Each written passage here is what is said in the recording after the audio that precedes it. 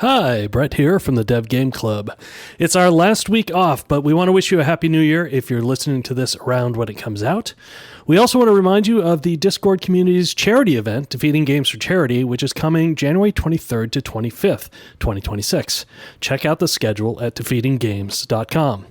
Since we're out, we are again running a Discord Game Club interview. Biostats and Calamity Nolan interviewed Discord member Carlos, who is an independent graphic novel creator and publisher, as well as having a background in game development. Thanks to them for giving us something to run in the feed when we're taking an even longish break. See you next week for our 2025 wrap-up. Take care.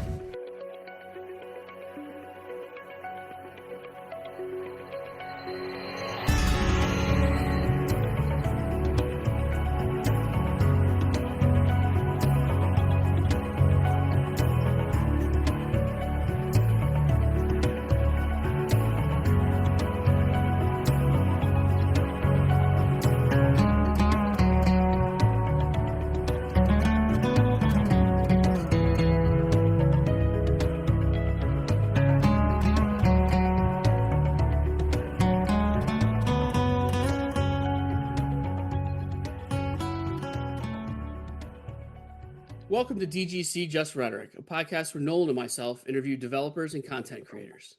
Today, we are excited to have our first artist author, Carlos, who is also a game developer. I'm your host, Ryan, or Biostats on the Discord, and I will let these gentlemen introduce themselves right now. Hello, I'm Nolan, or Calamity Nolan in the Discord. And hello, I'm Carlos. I am Carlos in the Discord. Easy enough. Yeah, typically we ask about the Discord name, but yours is sort of obvious. It is kind of obvious. I would say that at some point I decided to abbreviate it as, I don't know if it's in the Discord like that, or like CRLJMB. Because in my head, that's like a perfect simplification of Carlos Zambrina. There you go. It's on the back of the novel, yeah. Yeah, Nolan is showing the Holding up a book, yeah. signature of the comic book. And then later I realized that it really doesn't make any sense why those letters in particular are chosen. In my head, it makes a lot of sense. It's like a controlled jam band. Control Jam Band, yeah. I was going to say Carl Jumbo, but yeah. Jimbo, like the ones in Banjo-Tooie. Yeah. There you go. But instead, I'll ask you about your art collective name. Okay. So the Badlands, but with a slight misspelling. Badlands. Yeah, that's a funny one. So I have since college, I've been doing sort of like art, game dev, related stuff with a friend, like a creative partnership, if you will. And I don't know, I feel like maybe we're feeling edgy. I can't remember right now, or like it was just like trying to pay homage to the older mistranslated typo text of like NES Super Nintendo games. So like it's funny if it will like Badlands with a DNS, and it just started like that. Which is funny because like at some point I went to GDC, and at that point we have done like maybe very, very small games in XNA, and I had like a business card that I had printed, and it was around the time where like there was an iOS game called Badlands that was somewhat popular. Like you were like a kind of like a blob moving around, and you had to avoid like spikes, and people were really excited because they thought I was that guy. So I had to very quickly run away. All right, so let's get to the big topic. You recently completed and have printed Homebound, which, so one thing about the title is on the actual graphic novel issues, it's broken up into 2 words, but everywhere else it's 1 word. That is a good question. Originally it was Homebound, Starbound, 2 words.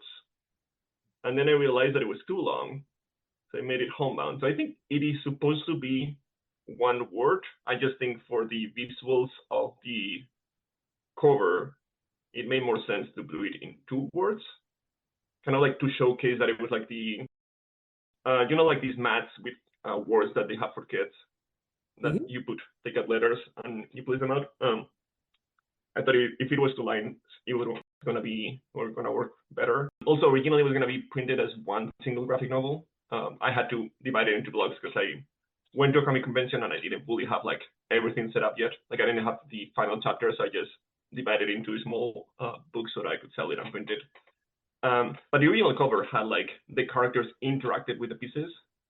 and kind of like the layout worked out so that the characters were closer to the B than they were to the N, and that was easier with lines. So I guess it is one word, but stylistically it worked out for the cover. Clearly, one word disjointed in time, like the There story. you go. There you go. Well, I should pay you for that. Yeah, and the for those of you who haven't seen the logo, it's made up of big bubble letters. Like in a kid's room, you have these mats that go on the ground, and you like slide them together, and it's Mm-hmm. a nod to there's a book about a kid, about Mm-hmm. an unlikely parent, I guess, slash kidnapper. Yeah, and if you look at the logo, the color layout of each letter kind of showcases in purple a word, which is completely accidental, but like in purple there's like 4 letters next to each other called oboe, which makes no sense, but I didn't think about that. I was like, oh, here we go. We're getting the deep lore. No, it just makes no sense. Love that. No. Yeah, I was gonna say there's like a secret hidden thing in there, but no. Red herrings all around. Bring your own interpretation. So yeah, tell us about Homebound. All right. I've always liked the comic book medium. I've been doing it on my own, like small comic books. I never did or managed to do anything longer than 20 pages. At some point, like I did a small comic book that was around like 18, 20 pages, and I wanted to do the second part. But like on my free time when I had a full-time job, it was just hard to like coordinate everything. But I had some ideas for how I would do it. And then one of the ideas would be Homebound. And I had like a beginning and an ending and didn't know what to do with the rest. But I had it like in the back of my mind. And then at some point I was like burned out with my day job, and I'm like, you know what, I'm gonna take some time off to figure out what is it that I want to do. It wasn't quite clear, but like then naturally, within a month of having quit my job, I found myself just starting drawing this comic book. It was intended to be 80 pages, and yeah, like I think the origin of the idea, it would be like a bunch of eclectic characters going on a road trip with a baby, and then kind of like the relationship with this baby and with each other was kind of like tied by a sort of MacGuffin that I kind of found interesting. But really, I feel like it was a combination of in 2019, my brother had a kid, and I visited, and it was quite nice. And then immediately after that, COVID happened, so I didn't get to visit them again for like 2 years. So a lot of my interactions with my brother and my family was through video calls. So I would have like the kid would like look at the screen a lot, and I would do drawings. And a lot of the pages in the book are based on that, like me drawing numbers and him being like, no, draw the 7 again. I think that influenced a lot the story of like being centered around a baby. And I always gravitated around sci-fi and fantasy, like visually. So that did a lot of that. And yeah, believe it or not, the rest is just me started drawing and following my gut of what the story would be. So you mentioned your sort of love of comics as your starting point. Mm-hmm. And you had done a smaller version, a 20-page. Mm-hmm. Had you in the back of your mind for like a number of years wanted to do a graphic novel? Yes, I think many times. There was a long time during COVID that I was thinking of doing a fanfic about Ocarina of Time. Then at some point I was like, well, I'm not going to do that. So I'm going to do a fanfic about Metal Gear. And then at some point that didn't work out. So I started using the characters that I designed for those comic books and making them comic books on my own. But it's always like circling around how I would do a full graphic novel. Test that I mentioned that was like 20 pages was supposed to be like a vignette of a graphic novel that I would be making. So it was always in the back of my mind. I never had a full idea that naturally turned into like a story with an arc and an ending that I could be like, okay, this is Control. I can start piece by piece following it. So Homebound was the first one where like, at the very least, I had an idea for a clear idea for an intro, like a setup, and then sort of the introduction of a plot kind of direction, and then an idea of how that would end and lead into an ending. I had no idea what would happen in between, but like in my mind, I'm like, there has to be like a journey in between for these characters to realize that they're gonna do what they're doing at the end, but I have no idea what it is. I just know that it's like a certain amount of time passing. But I also knew that I've had hard times doing anything longer than 20 pages in the past. So it was kind of like hard to commit to actually be like, let's just do it. In my mind, I was like, let's just try to limit it to 80 pages because I know that I can do that. clearly fail at that. I think the total page count is like 300. But yeah, I've always wanted to do a full creative project on my own. When you say you had the start and the end, this is sort of the plot points, right? Mm-hmm. Or did you know initially I wanted it to have a baby be sort of almost the MacGuffin in the sense that everybody else is shifting around? Yeah, so I had the idea of certain types of characters navigating or doing a road trip with a baby, like almost diary comic or like web comic style. And I also had a different idea that I thought I would tie to it. A character doing a space mission, kind of like finding a stowaway baby. And like that sort of intro in my mind was very clear how it would turn out. I'm like, oh, I see, that could be like a story in its own. And then how are they correlated? And I'm like, well, what if there's like a storm around the planet that could do that? And then within like a week or a month, I'm like, wait, well, like if I follow that thread of that storm, then these characters could be doing this at the end, which I think is pretty cool. So that's sort of what I had. I had very loose designs for the main characters. The baby had like, at some point was blonde. The main character at some point had black hair. But they both had like the same similar vibe. And then the two siblings, Bruno and Cyr, were almost designed like within the week that they were gonna turn up on the pages. I have some sketches for them, especially the woman, Cyr. I think I just finalized the design very late. Bruno was based on a sweater that my nephew would wear that kind of looked like a lizard. And I'm like, that'd be great.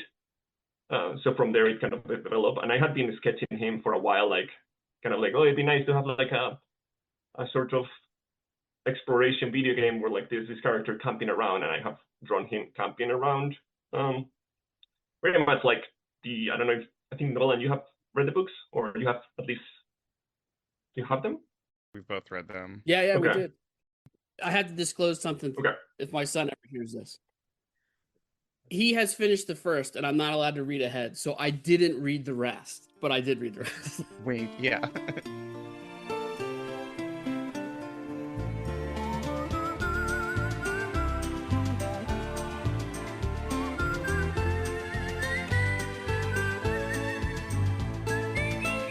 Now I was gonna mention that the fifth book has a lot of the sketches that I did way before the idea of the book started, of like this little lizard character camping around. That's basically what I mean when I had like the plot and ending. Yeah, no. So the fifth one just came out, so it's 5 different installments, Mm-hmm. which is what I just held up for the camera, which this is an audio medium, so that's twice now I'm showing things off that the audience can't see. TC. But it's very cool. So the entire collection is now complete, and it was great to pick them up and read through them. We were talking about different comments on it. My favorite was on the back of volume 3, you have a quote from your mother. I do, yeah. Which is no me he enterado muy bien de la historia, pero me han encantado los dibujos. Basically, I don't get the story very well, but Very good. I love the cartoons. Yes, they always tease me like that I'm making a comic book, but they cannot read it. So I have it in the back of my mind to actually translate it. That's a real quote that, like, I literally copied it from our group chat. I assumed, yeah. Another one is your brother read the whole thing while taking a dump. That was offensive. To be fair, I mean, I guess like when you have 2 kids, being in the bathroom is like your safe space. So. You know how much I treasure my shower now? Nice. So tell us about the publishing process. So that's something that I didn't have figured out how I would do. It was always in the back of my mind. This is like 2022, early 2023, where I have like, you know, made a good dent into the book, and I'm like, okay, this is actually being finished. This is exciting. And I wasn't sure how I was gonna go with it, because you can either do self-publishing in the sort of like indie space where you just print it, go to conventions and try to sell it, or like go to some local comic shops that have like a local author section and try to give it to them. You can also do some self-publishing on your site, like try to figure out how to get an ISBN and then print it. A lot of that is the self-publishing with an ISBN, because like the idea of going to a library was really appealing, like having an official book. It's very hard to do on your own, and Amazon has made it really easy, but I didn't feel super comfortable just partnering with Amazon for that. So I didn't like that idea. So it would be for me either going the fully indie route or somehow finding a publisher that would actually pick up the book and print it. And I hadn't really thought about how that would work. In my mind, like once it's done, I'll start working on the marketing, just so that I can pour all my energy into the creation of this thing. But then randomly a friend was interested in applying for a comic book convention in Massachusetts. There's like a big indie comic book convention here called MICE. And I was like, yeah, I'll apply with you. So we applied together and I got it. And this was like when I was in the middle of writing what is now book 4. In my mind, I was like, oh, I'm very close to the end. I didn't know at the time that I had like still like good 100 pages to go. Because I was just like winging it based like, because a lot of the story was like, I have the beginning, I don't know what happens, and then I have an end. A lot of that is like, well, let's follow my gut and see where the characters go. And then when I think I have the right pieces for the end, then I'll just try to land. It was kind of very hard to like plan everything ahead. So I just didn't know when it was going to finish. But in my head, I'm like, sure. But then I got a table at this convention. I'm like, shoot, now I have to finish it this year. And I kept doing the math. And I'm like, well, if I'm trying to be a real project manager about this thing, I cannot guarantee that it's going to be finished in the next 2 years based on past experiences. Like if I account for, on average, how much it takes to write a page, to sketch it out and draw it, like we're talking about either takes the fastest it could take is 3 months, the slowest you can take is 5 years based on what the longest page has been. So I'm like, this is not a great thing to plan for. So I'm like, okay, let's just do something that I think I can do. I can finish this chapter, and then I'm gonna split it into different books, which I think is actually going to work in my favor, because if you're in a convention as a new author, it's easier to sell somebody on like individual 50-page books than like a giant 250-page novel. So I'm like, the only thing I need to do is finish this book, the number 4, figure out the covers.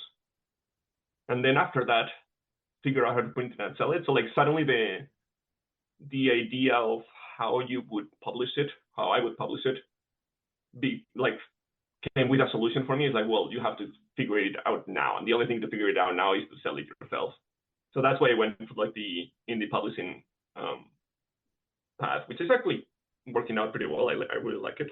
So that's what I did. And then I went to the convention and I'm like, okay, now I have to follow the same format to finish the next book, which took like a year and a half. I was like way off what I thought I could do, as always. That's why I always like respect project managers a lot, because I'm really bad at that job.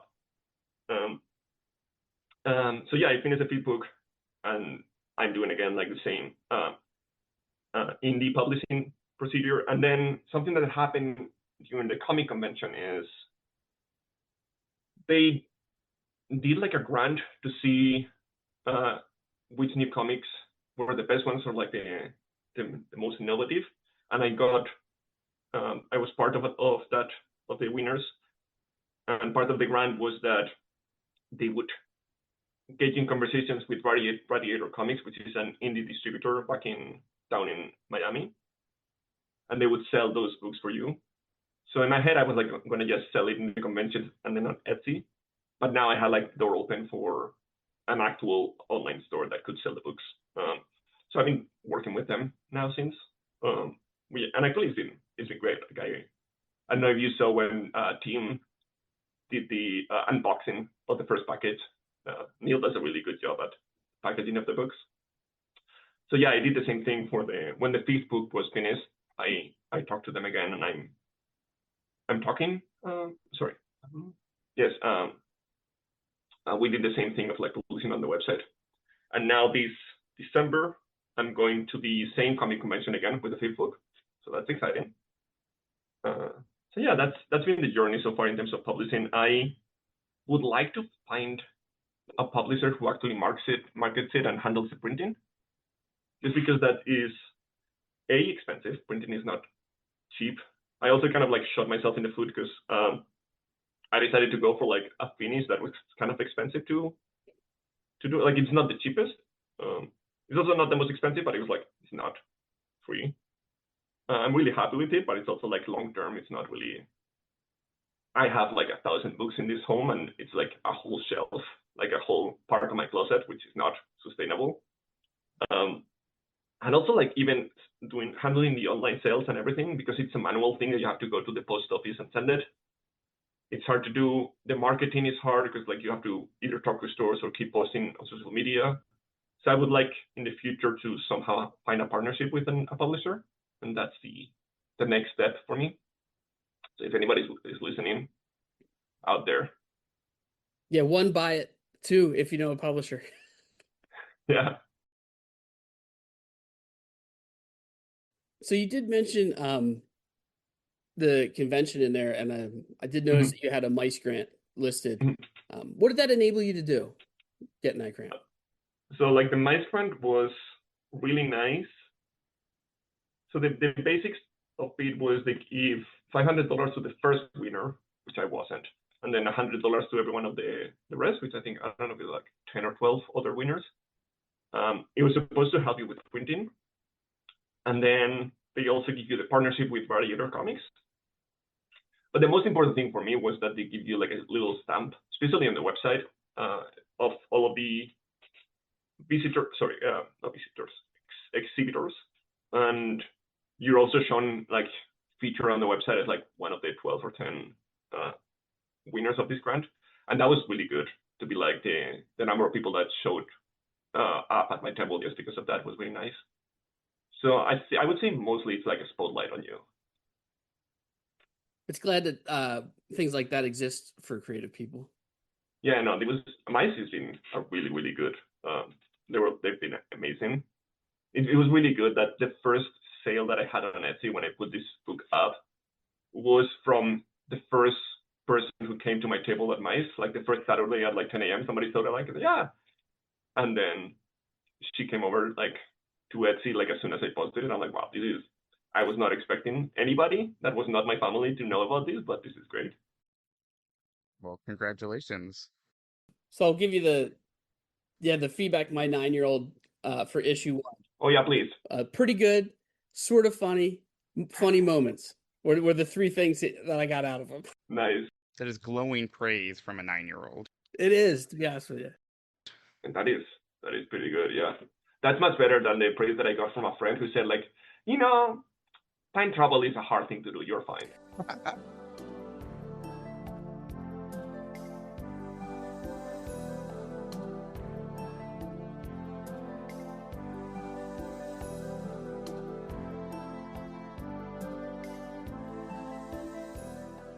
I really liked how you handled time travel, which was, we'll get really deep into it at one point, and then otherwise don't really care about it. We'll set up the stakes, and then Yeah, thank you. don't worry about it. It's weird. Pretty much, yeah. So did you have a bunch of graphs out there trying to track all the different timelines? Okay, so is it book 4 that has the giant graph? That is a graph that I did. So like one of the creative partnership friend that I mentioned, who's a part of Badlands, is sort of like the editor of the book. Like since the beginning, I've been just sending him like all of these sketches and like the finished pages, and we've been talking about it. At one point, I like graphed out. Like I don't know why I did it. I thought it'd be funny. Maybe I had just seen the XKCD joke about Primer, like how the plot would go and it was like going in circles, and I'm like, oh, that'd be funny. So I did it for this book, and then he was like, oh, that's great. This is actually super useful. I'm like, well, that's staying in then. I think I should do it. So yeah, that's the one graph that I did for myself that ended up in the book. I would say otherwise I don't think I did one much because I feel like it's a tiny bit complicated, but like not that much. So as somebody who's been like thinking about it for a while, I don't know, it sticks to your brain pretty easily. I also think it helps that this is a funny book, sort of funny, as Bios Kid said, right? Like the way it starts in the title page, it says, "Everything in this book is fictional. Please don't sue me." Yes. Which I think sets you off in a great direction. But being able to use humor to sort of jump past complicated plot points really helps. More accepting of things if there's a joke in it. And so I think that that helps with the time travel where, Hmm. when it's being introduced, you have, uh, I think Bruno in the background being like, "Oh, you're so screwed. This, uh-oh." Yeah. Just sort of like smoothing over all of the weird, complicated edges so that people are just like, "Okay, whatever. This is it. This is the, Yeah. Thank you. I it's appreciate a that. very efficient storytelling move to Hmm. be funny." I will say I would get I not so much time travel, but in terms of like the biology of it, my brother, who is a biologist, read it and gave me feedback on like, oh, you should never call these bacteria. Bacteria actually don't make sense to be this big. Like they would be like the size of it all microscopically. You should call it this other thing. I'm like, okay, that's we don't need to. Like maybe I'll figure out something else if I ever reprint this thing. But like for now, but I think bacteria will do the job. So yeah, let's talk about the world and the biology and all that because this is an interesting planet with a lot of anthropomorphic animals. You talk about animals a lot. In fact, there's some penguin facts and some musing in the Mhm. sketchbook corner that I can bring up. But first off, why so many animals? Do you like animals? Something? What's going on? I like animals. I like critters. I would say I think they're more fun to draw than people, but it's also easier to make people gestures, so like that's why they're anthropomorphic animals. I guess it's easier for me to draw a unique looking character if they are an animal than if it's a human. So that's why there are like three humans in the whole book, or two, whatever you want to look at it. So Time travel. yeah. Yeah, no, I like some of in the sketchbook of the fourth book, which is like a section at the end where you have your sketches you mentioned. Says, "Did you know the penguins are the only animals naturally able to perform a clean handstand from birth?" And then it's not at all true, but wouldn't it be cool? Yeah, I don't know. I like drawing animals. I think it's fun. And then you also have a question at the end in sketchbook two, which, if you're willing to talk about, Uh huh. I have thoughts as well, but is there any species out there that has no navel but does have nipples? And do both of those qualities rule out lizards? Do you know the answer to this? I don't. I have not searched it at all. I just thought it was funny that I kept drawing a lizard, but giving it like mammal attributes. Of course, yeah. Bio, do you want to throw out your guess? Yeah, duckbill platypus. I think obviously I have bio in the handle, but like I do human health bio stuff, so not like a real biologist. But that to me that was the only mammal that laid eggs that I could think of. Dude, this is a horrible idea. Right. So yeah, let's break it down. The navel, right, Okay. is from the umbilical cord, right? Of So course. that will Yeah. be in animals that have a live birth and Mhm. not in animals that don't, that, are laid in eggs Mhm. or whatever. And nipples, right, are from uh, to produce milk, right? So animals with mammary glands are mammals. So great guess from Bio that platypus and also echidnas are mammals that lay eggs. Uh huh. However, I looked it up, and while they do have mammary glands, they do not have nipples. Monotremes, that is, yeah, Okay. echidnas and platypuses do not have nipples, so they do not count.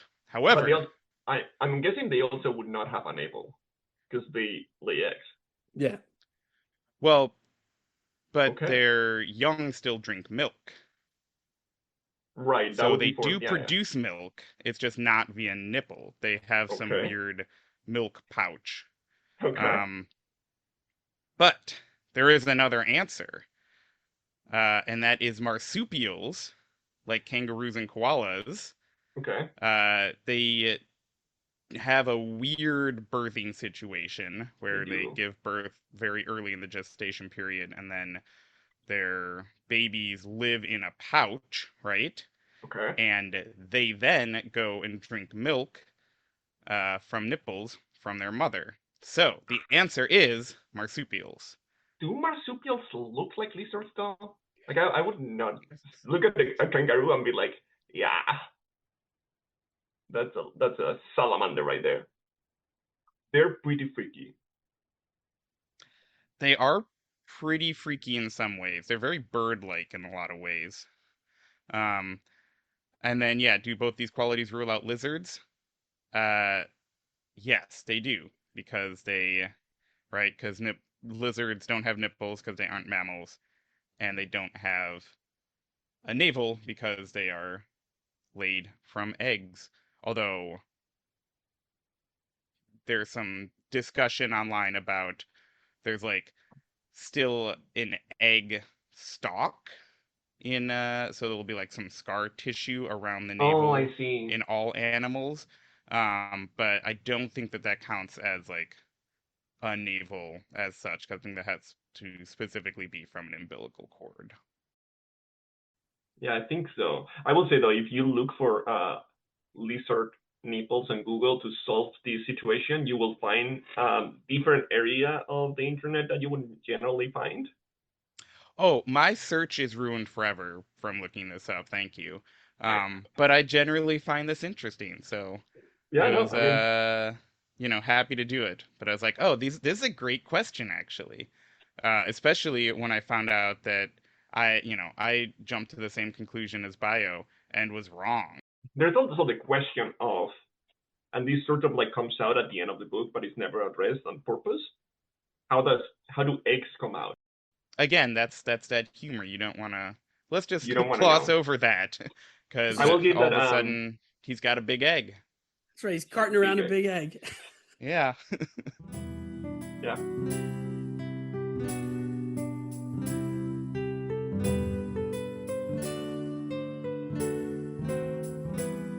Can you introduce us to the characters? Sure. Let's see. Main characters. You have the sort of main character is Echo, who is a space agent who crash lands in a planet after some botched rescue operation and meets the other main character, who's Ona, who is sort of have landed into like 18-month toddler, way to describe her. And so those two characters kind of like get brought together into this road trip where Ego has to figure out where she lives. There's also two other characters that showed up very early into the road trip who are, they call themselves siblings, and it's Seer, human, and Runo, who is a lizard with nipples and potentially unable, depending on how you look at it. So the four of them start on a journey. There's also lots of other side characters, a lot of like anthropomorphic animals, as we've talked. There's also the original team members of Echo when she was working as a space agent, who are Chirp and Howl. I'm not great with names, as you can see.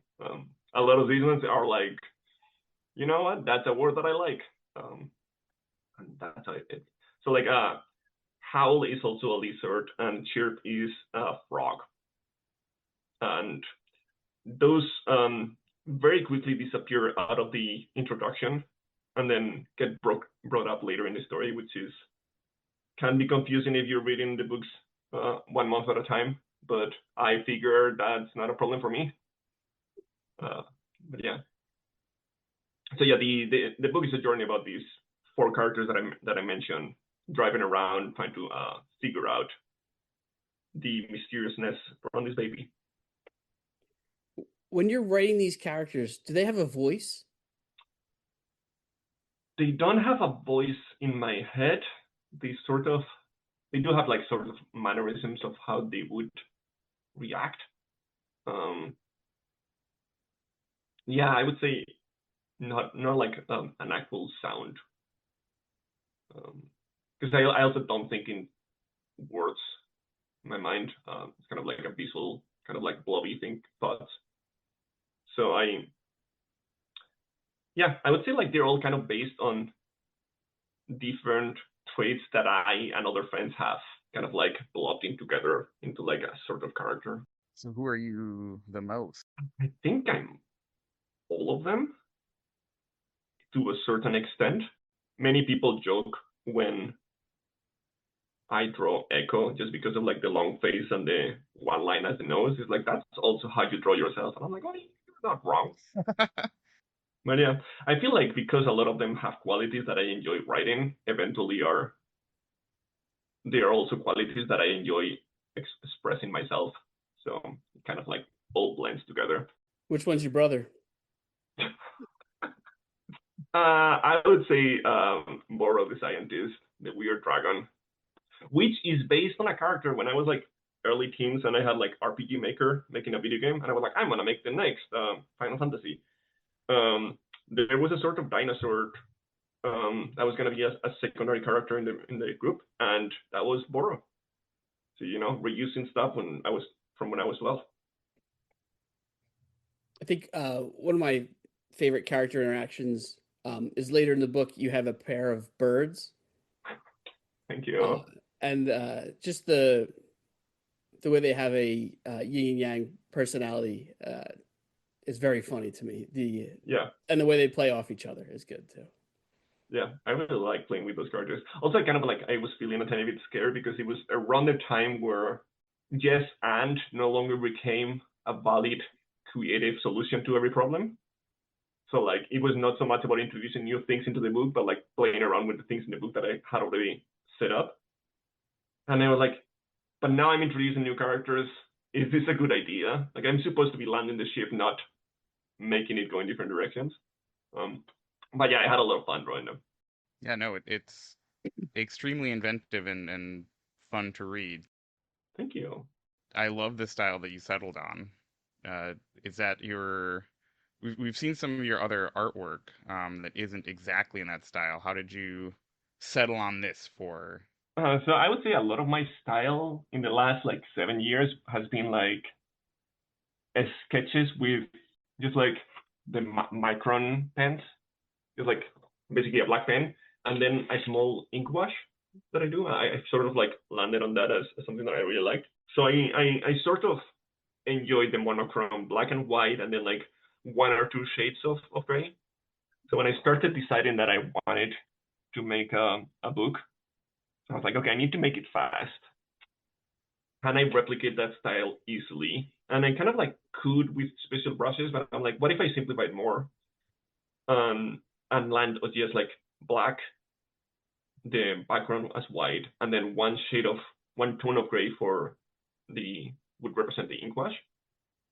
So that's kind of like how I simplified my style for a comic book, because the thinking was also like, if I'm going to draw a lot of these pages, I should do like the most simplified backgrounds and the most simplified like shading, which later kind of like worked against me because I started doing like, what if I have a giant bird that is sort of like dark, but also has like very curved shapes? And I'm like, well, how am I going to shade that? Because if I use black, that's too black for like what the color of this bird is.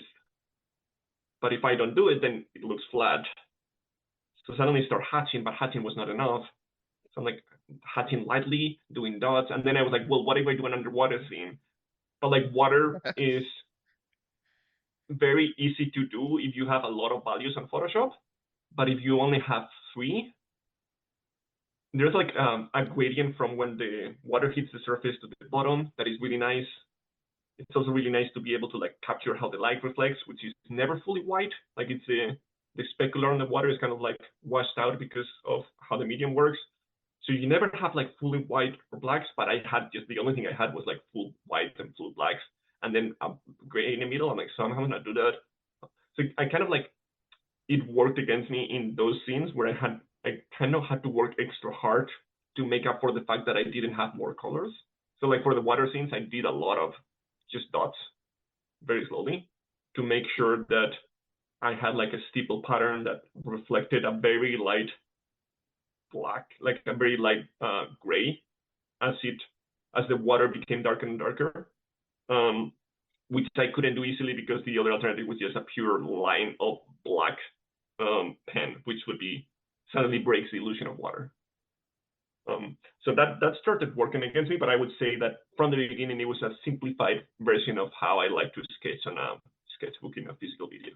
when you're sketching them out, do you immediately go to your computer or your pad, or did you start some of the work with actual paper and pen?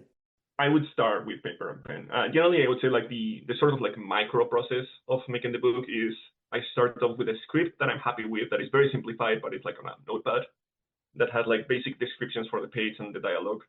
And then from there, I go and I look at it and I'm like, okay, this could be a page.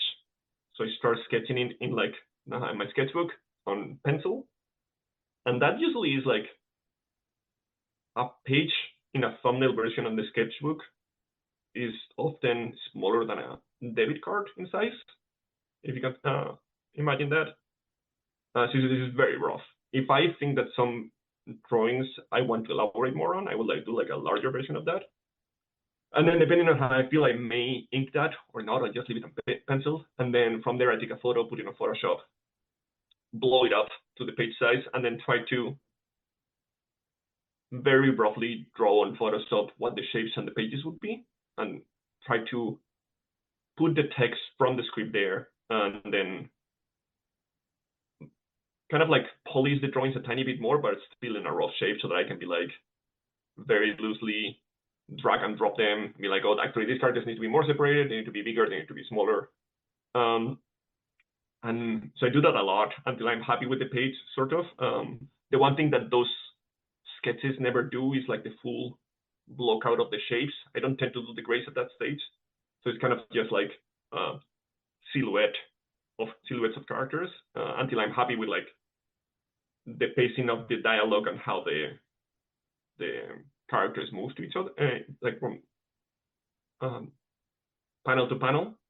One thing that happens a lot in those stages is I realize that the dialogue doesn't work fully, just because you may want to write something like, oh, why didn't you wake me up? You knew I wanted to have breakfast with you.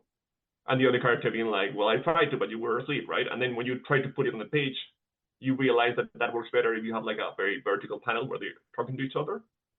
But in that vertical panel, there's only room for 2 paragraphs or like 2 lines of text. And so you were like, okay, well, that's naturally like the first character is saying, why didn't you wake me up? You knew I wanted to have breakfast with you. And then you go to the next panel and the other character like replies.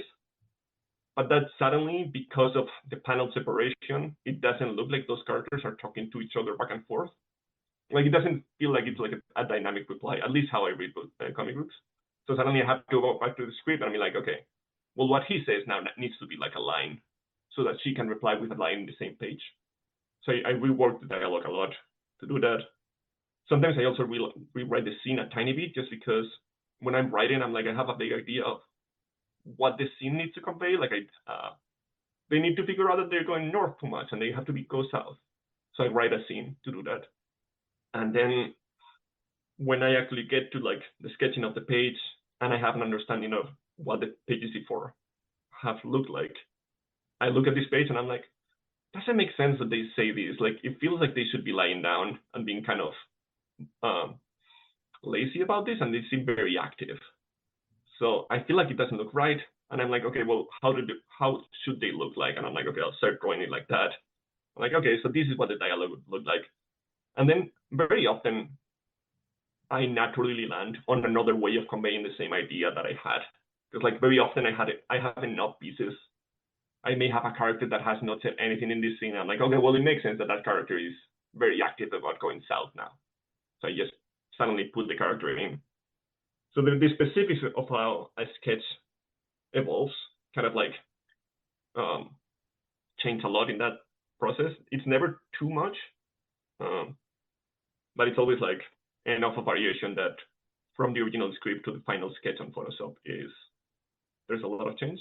And then from there, I just go over it fully in Photoshop. Like I bring the opacity down of everything to like 20%, and I just polish out every single drawing from there. And that I'm not a great artist, so I use a lot of reference for that. I go against the wall and I take videos of myself holding different things. I have a whole library of videos of me doing the weirdest things.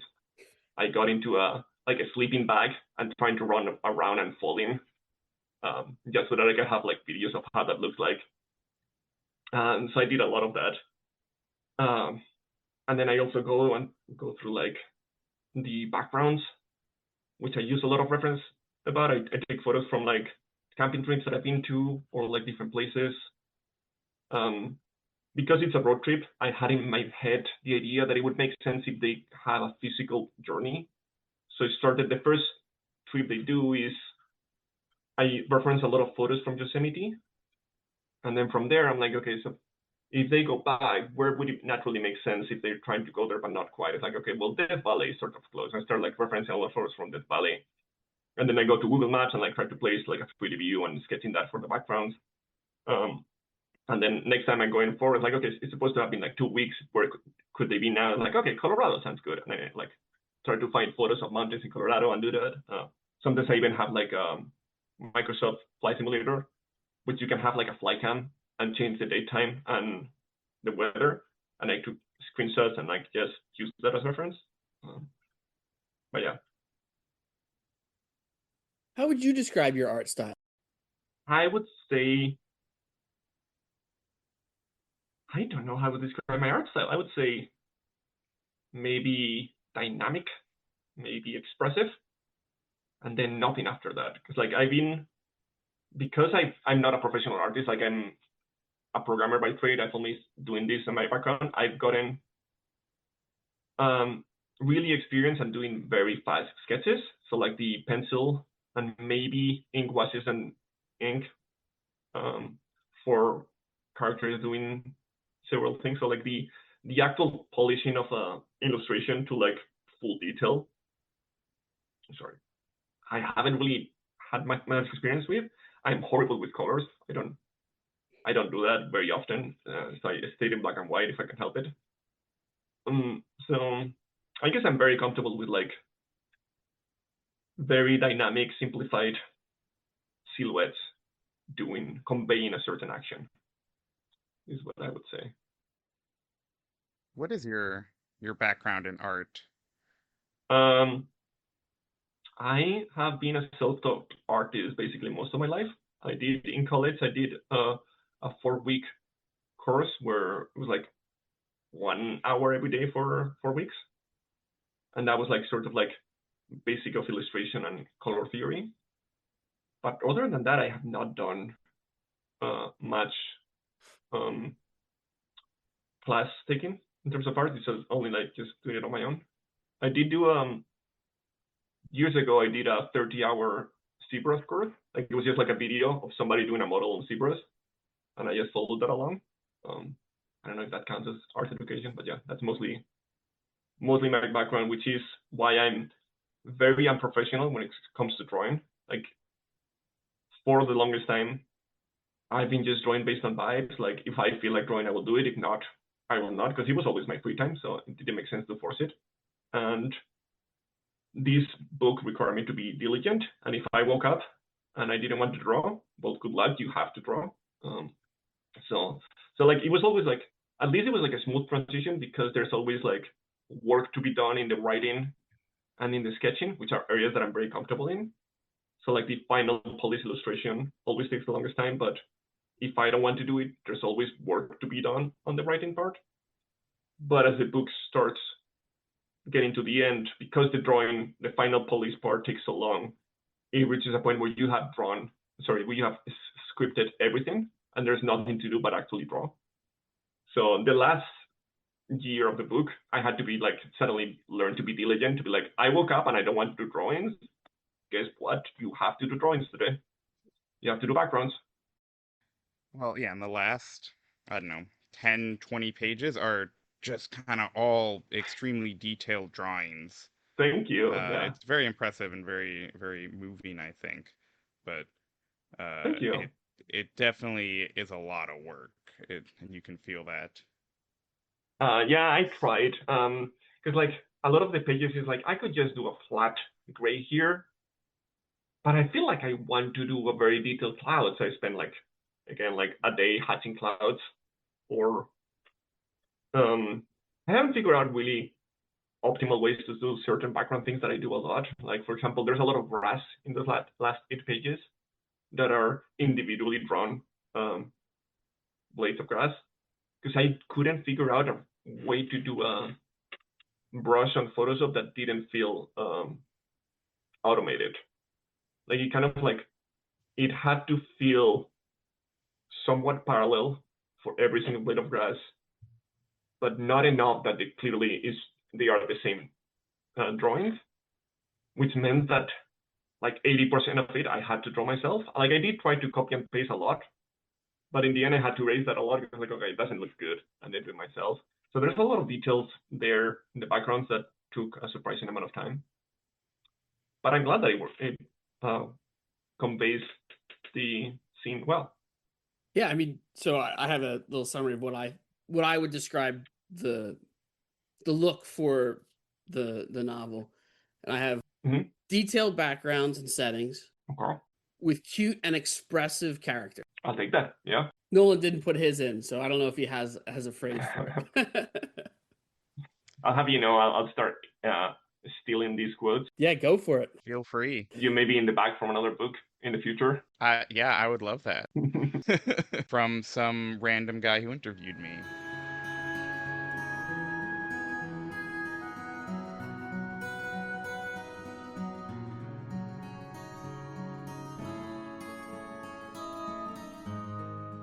We have a question on here, what motivates you, but I think what you just brought up is really interesting, which is when a hobby becomes a profession and how that changes your perspective on being motivated. You know, how do you feel about it now that the process is over? Is it something you want to continue to do professionally, or would you rather it go back to being a hobby? That's a good question. I feel like a lot of the reasons that brought me to like being burnt out on my job and wanting to quit it is because I've always had an inkling to do something creative that I had control over, or like enough control over that I could be like, oh yeah, I'm proud of everything here. And that's something that we may get to it later, maybe, but like I didn't expect to get out of the game development, but I definitely did not get it because I was like, when you're working with like 2,000 people, like the final product is of course not a representation of what you want to do creatively. And I realized that I wasn't doing that, and it was very hard to do it on my own just because you have to be very organized with how you spend your time. Like I said, like this was supposed to be an 80-page project and turns out to 300 pages and 3 years and a half. So like clearly organization skills are not my forte. So like even when I was doing that in my free time, it never felt fully satisfying because I was not getting to the places that I wanted to. So that's why I really had a very strong desire to try a very a fully owned creative process and see where that took me. So like at some point in my early 30s, I'm like, well, I've been incredibly lucky and privileged to have started a career and be somewhat successful by this age. So I have savings. I also don't have college debt because I went to school in a country where education was basically free. Which means that like I have savings to be able to quit my job. I don't know when that will happen again because it's a very unique circumstance to be in. So it may be the first time and the last time that I get an opportunity to just quit my job and get to work on a full-time project myself full-time. So I would say that was the drive. The fact that knowing that I was in a very unique position, very lucky, and trying to meet that as much as possible. So like I woke up in the morning and in my head, I'm like, you're not gonna try to get a full-time job until you're done with this. So I was really cherishing every moment. It was a great experience, and if I can do it for the rest of my life, I would. I would say I am not that privileged and lucky to continue doing it for the rest of my life. So I'll probably transition to having a steady job with a paycheck for a while. But I wouldn't say no. If this opportunity comes up again, I would not say no.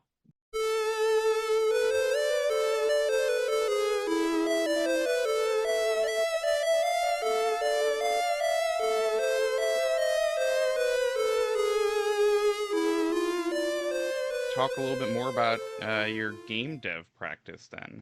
Okay. Tell us about that. Tell us about making games. Yeah, so I had always wanted to make video games. Like as a kid, I really like comic books and I really like video games. So in my head, I'm like, I don't know what this means professionally because in school I'm sort of good at math, but I really like to draw.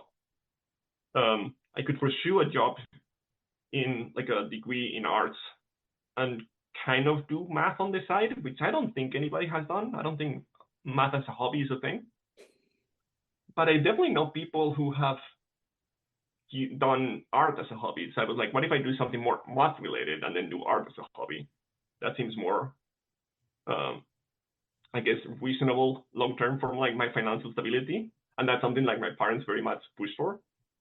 But then in my head, I was like, wait, what if I really like video games? What if I learn computer science, which is sort of math related, but also has the potential for me working in video games, which is creative. So I kind of like got into computer science for that reason. And it's not like I like computers all that much, but it was like a vehicle to do the things that I liked. And then I was very lucky to land on an internship in California right out of college. So I was like, that's perfect. It's like, if there's a place that has jobs in the video game market, that's the US. So I went to the US and then I worked in California for a bit until I had a working visa. And then I just started sending out resumes. They didn't have a lot of luck. It's not an industry that likes hiring juniors, and also not an industry that likes hiring juniors with that need a visa sponsorship. But I sort of landed an interview in a company in the East Coast, and I just went for it. And yeah, I would say it was sort of like my 13-year-old dream, sort of thing. Was kind of like a hard thing to process because you're there and you're like, okay, now what? And then you have to like process through that. Yeah, I think the real time programming aspect of it, like problem solving, I think is very engaging and I like it a lot. Like having to figure out how to solve a problem that is performant, looks good, and working with a team of very knowledgeable people in very different departments. Sorry. It was very, very, very rewarding. And then in the end, like I was working for a big AAA company. So after 7 years, it was kind of clear that I had a very strong desire to make something of my own, and that there was no avenue to do it within that company, just because the only way for that to happen is if I miraculously got to be like a creative lead in my company. But at that point, you're gonna continue making the games that company is known for. You're not gonna make something different. And in my free time, I wasn't having a lot of success doing something creative that would satisfy me. So that's sort of like, I got into like a point where I'm like, I feel like if I continue working for this company, I'm gonna be resentful and it's not gonna be useful for anybody. So I think, I don't know exactly what I need to do, but I think I need to quit. And that's sort of like how I quit game dev and naturally switched to like the most achievable creative process that I could do solo, which is a comic book. And yeah, I see you've collaborated on a couple of games under the Badlands. Yeah. Can you talk about those and what your role on those games was? Yeah, so like those were mostly driven by my friend Rafa. He likes to like do experimental and like kind of like retro oriented games. So he did a bunch of like a couple of iOS games. So I did help with several aspects, like the iOS build on one of them, or the some like technical aspects of other games. I don't know if I particularly excel at one specific aspect of game dev. I was sort of interested in many fields. So I kind of like tried to be as much of a generalist as I could. For these, in AAA, I technically work on gameplay, AI, and then graphics. But when it came to like Badlands, I sort of worked mostly on what was necessary. Do you want to talk about games in specific? Sure. I mean, I wouldn't. Sure, let's go for it and see what happens. So yeah, I was only able to play Space Overlords. Nice. Soap Alley was not able to run on my device, but interesting. Okay, that was. Is it? You have an Android or an iOS device? Android probably. Right? Android. Okay. Yeah. It was, and getting Space Overlords to run was a little bit annoying as well, because Android and iOS both like to throw up a bunch of scary warnings about, oh no, this game Yeah, was made over 5 years ago. So who yeah. knows? iOS straight up takes it off Yeah. the market. So yeah, But yeah, still runs fine.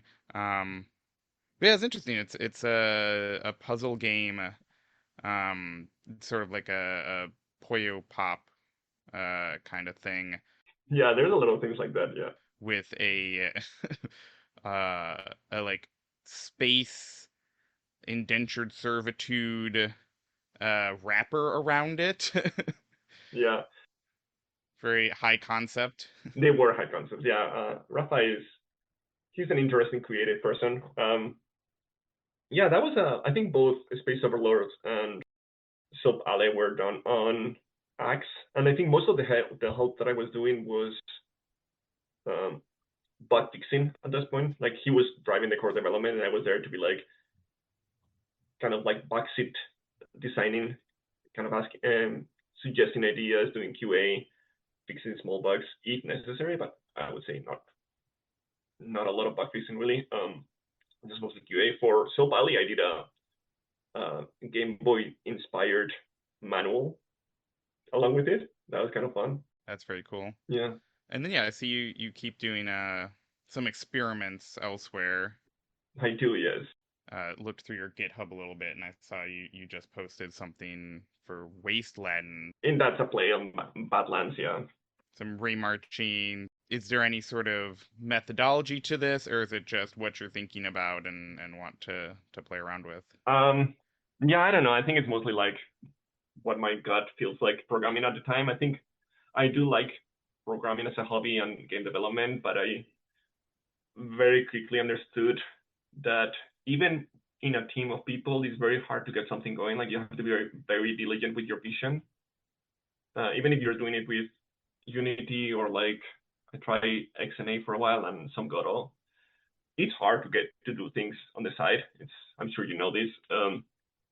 You have to be like very explicit about like this scope that you want to do and how do you want to do things. And I figured that I'm like, if it's likely that I'm gonna end up with something unfinished just because of how I work, I might as well do it on something that I enjoy learning.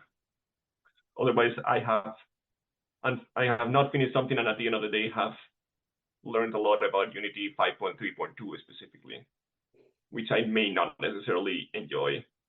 And I'm like, what if I just do something with an even smaller scope where I learn about one specific aspect of the game development that I'm curious at the time, and then at the end of the day, I learn something about that specific part of game development that I do find enjoyable and useful. So that's a lot of the reasons why I do these things. Like it may be something like, oh, I wonder what, I don't know, platformers shadows work, and then suddenly I end up playing a lot of Mario games, taking GPU characters and see what they do, and I'm like, okay, that's fun. Let's see what I can implement, and then try to reconstruct those techniques.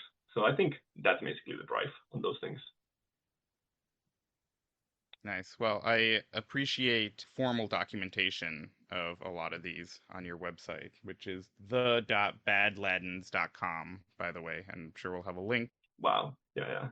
It's nice to see sort of an official write-up and documentation of these projects, including a ludography section, Yeah. which I love, which is sort of like games maybe that inspired it or intertexts for you to play along with it. Or why did you start doing this? I think it came specifically from Soap Alley because it was very clearly inspired by many other games, and then Space Overlords too. So I think that's where that section came about.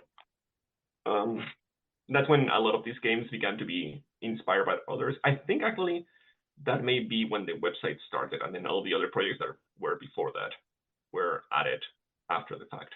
Well, it makes it very easy for us to do research, and I appreciate it. Nice. And get a feeling of who you are and what your creative practices are.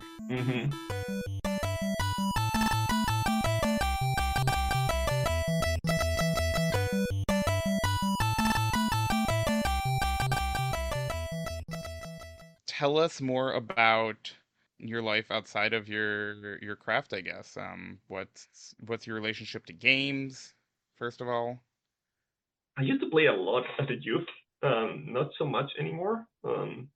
Because like time became less of a frequent resource, an available resource. Like suddenly when a game stops respecting your time, it became more like an offense to me. So kind of like I think being burnt out from work doesn't help. So like when I really like JRPGs, but suddenly JRPGs became too much like, excuse me, sir, if you don't pay me, I have no reasons to do the things that you ask me to do. Like I don't. Yeah, I've always enjoyed video games. I would say I really like the sort of epic journey in a vibrant world that JRPGs would give you. Like I always enjoyed that a lot. I didn't so much care for the mechanics. I think those were more like too tabletopy for me specifically, and I never cared for them. And I think that kind of like adds to, after playing 70 hours of each of them for a while, if you don't like the thing that you're doing for 70 hours, you're like, okay, I need to take a break from this. So I kind of like worked against myself in that way. So I don't play as much. That being said, I'm starting Final Fantasy 12, and I'm enjoying it. I feel like turns out spending 4 years doing the things that you like, it helps a lot with burnout. Very true. And now you're back to programming. You're programming I your know. characters. So Your I would members. say it's a win-win situation. And you're not the first programmer we've interviewed that had a time period of burnout. It's almost as if there's something in the industry, lingering. Turns out the only one who works for himself is the only one that we've interviewed that hasn't had it. Universal income, the solution for everybody.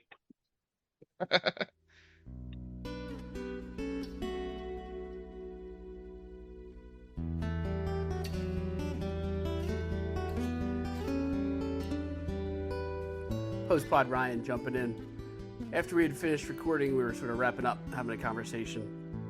And Carlos let something slip about his past, and we decided to jump back on and let him tell you in his own words.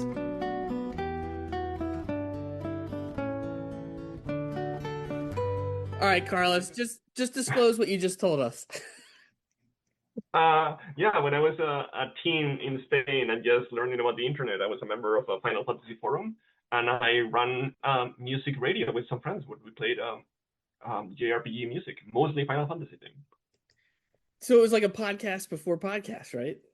I guess so, but I will admit I did only speak once, and I was so nervous that it lasted 10 seconds. It was just gibberish, and I'm like, never again. I will just stick to the playlist.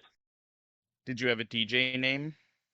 I did not have well, at the time I was going for like a username based on Lufia, the video game.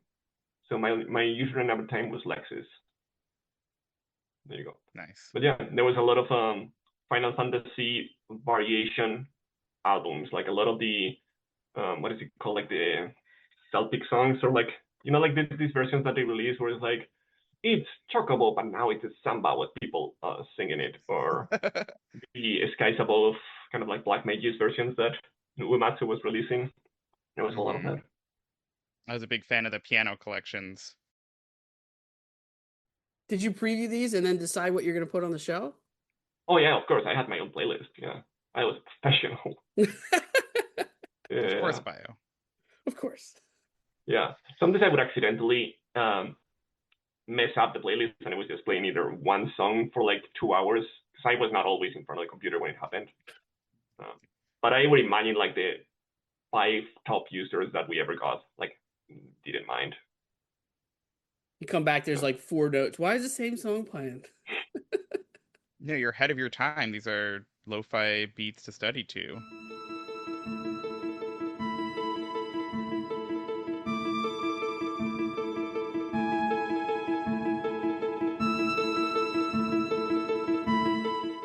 How about a non-video gaming hobby?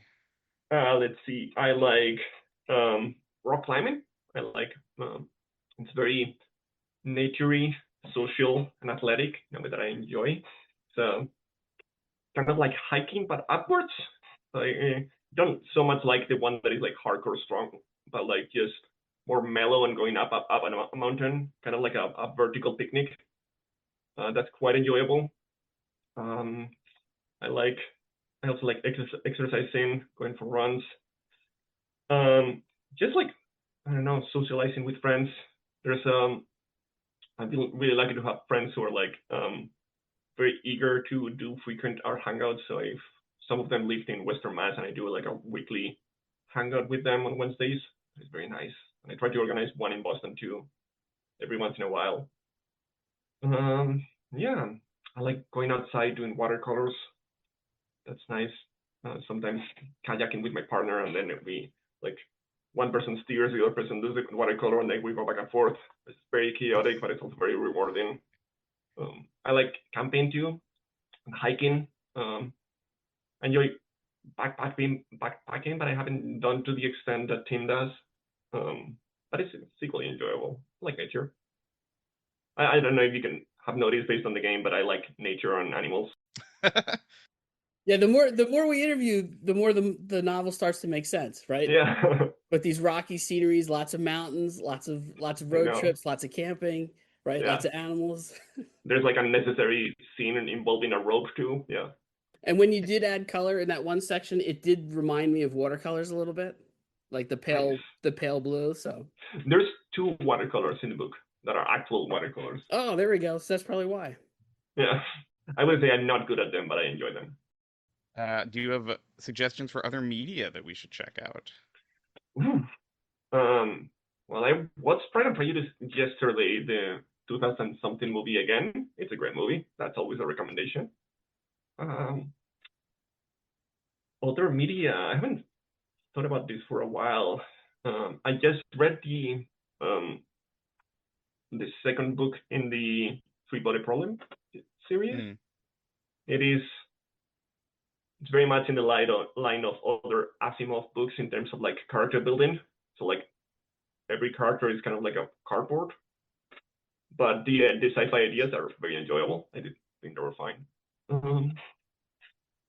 Let's see. In terms of comic books, I really like Kate Beaton.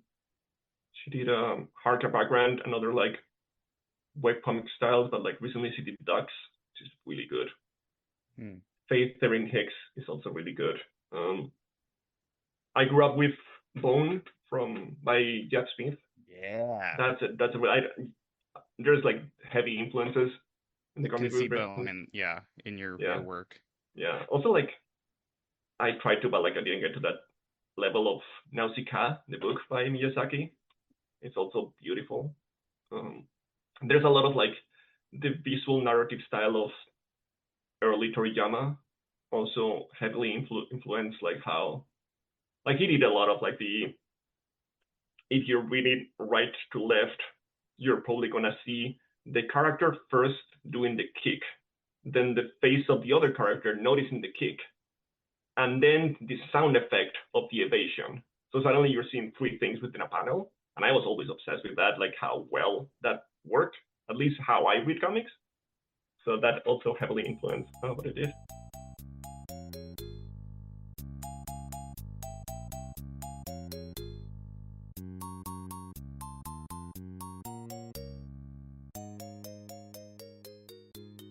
What support mechanisms do you have in place? Let's see. I've had great luck having like a very loving and supporting family and set of friends who are also very eager to maintain contact overseas. Like I'm very privileged to be able to like maintain contact with like friends in San Francisco, all over Europe. So I think that's an important one, and that's one that I didn't realize was so important to me until I started to finish the book and I read it and I was like, like the themes were like accidentally placed around the book. Yeah, I would say also the friends in the Boston area. I'm really happy with the circle that I have. My partner is amazing. Exercising, I like being active, being outdoors, camping. Yeah. Here's a question for you. What was it like telling your partner that you wanted to quit your nice AAA job to make a graphic novel? Well, the interesting part is that the first date happened within 2 months of me quitting. Hmm. So like in the first day, it's like, what is it that you do? And I'm like, well, I'm actually working on a graphic novel. And I just quit my job. So I would say it was great. Well, they're not with you for the money then. Yeah, they're definitely not. My family used to joke just because of how I transitioned work-wise between like going to work as a mobile web company in California right out of college, then transition of video games, and then quitting my job. And like every job decision that I make, I cut my salary by half. So like now I'm like after like the game development, like, I think like the only way to go for now is zero salary. What a fun joke. Yeah. Since we're interviewing you for the Discord Game Club, we want to ask you a little bit about how you found Dev Game Club.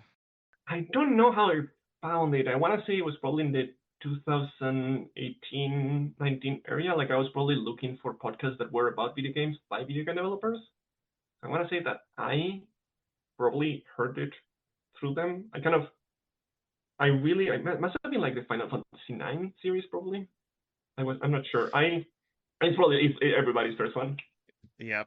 Yeah. It's a Jason but Schreier, yeah. I really enjoyed how it was like people who are very knowledgeable about the field, but also approaching a lot of the games as casual users because they don't spend a lot of time playing most of the games or the style of game that they approach. So it's nice to be like, oh, you're starting working Final Fantasy VI, but actually everything is very confusing to you, which is very different than the Discord that you normally see on podcasts about Final Fantasy VI. At that point, a lot of people have figured out everything about the game. So approaching that from a game development point of view is really nice, and I really like their takes on the industry and their values. I think they're lovely to listen to. Yeah, and then I feel like the Discord, I had heard the podcast for a while, and then I was working at the time, and I was in that period where I had like sort of figured out that I was dissatisfied and I didn't know what I wanted to do, but I knew it was probably not long term what the company that I was working for. And it was around the time that Twin Suns was coming up, I think. Because I remember I applied and then I had an interview with Brett, actually. I don't know if he remembers it. And it was during that interview that I realized that I was burnt out. Like, because he has like a very nice way of interviewing where he's like very open about the questions that you have. And all of my questions were like, so what it feels like working in a place that is completely unsatisfactory and after like 5 years releasing. And he was like, well, okay. So they did go with a different candidate, but I kind of like the vibes of the conversation. I'm like, I feel like it could be a nice community. And at the time, Discord was probably launching, I think. So that's how I landed on the Discord channel, I think. Do you have a game that they should play? A game that they should play, let's see. I would go for like very weird Japanese games. Like, like what is the game about the fish from the Dreamcast with a face? Oh, Seaman. Yeah, Seaman would be a good one.